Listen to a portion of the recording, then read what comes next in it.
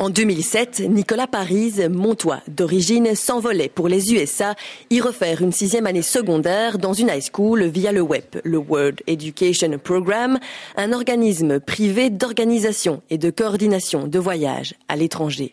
Mais le WEP, aujourd'hui, observe la tendance des États-Unis à réduire l'accueil d'élèves diplômés du secondaire sur leur territoire. Une baisse de 20% des visas octroyés est constatée cette année. Cette baisse de 20% s'explique pour le simple fait que les high schools américaines ont de plus en plus tendance à accueillir des jeunes qui ont entre 15 et 18 ans et qui sont forcément plus motivés vu qu'ils ont des objectifs à atteindre ici en Belgique et qu'ils ont quand même à assurer le bon suivi de leurs cours sur place.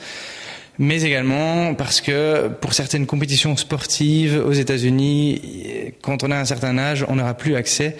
Donc il n'y a que de l'avantage de partir à un âge plus jeune en fait. Si les rhétoriciens diplômés auront moins de chances d'obtenir un visa pour les USA, les élèves en plein cycle scolaire de la Fédération Wallonie-Bruxelles, eux, auront, grâce au programme Expedis, expérience éducative d'immersion, toutes les possibilités de concrétiser un voyage aux USA. L'alternative, c'est en fait de partir pendant la 3e, la 4e, la 5e ou la 6e année.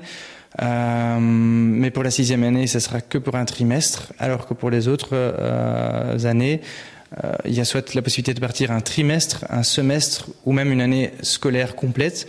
Forcément, il faut que l'étudiant soit motivé, qu'il ait l'approbation de la direction scolaire, mais également de ses professeurs, et que ses parents soient également là pour le suivre tout au long de son année à l'étranger. En tant que témoin de son expérience d'ancien rhétoricien parti en Californie, Nicolas Parise apprécie cette ouverture aux plus jeunes, mais regrette aussi la réduction des possibilités pour les élèves ayant terminé le rhéto.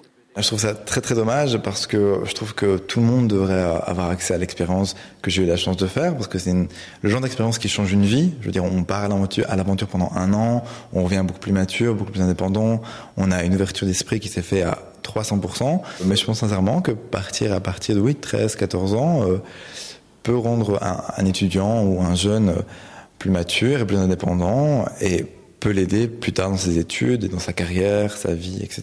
Par ces modifications, les États-Unis cherchent en fait à s'aligner à la pratique de mobilité scolaire d'autres pays qui permettent déjà aux élèves âgés de 15 à 18 ans de vivre une partie de leur scolarité à l'étranger.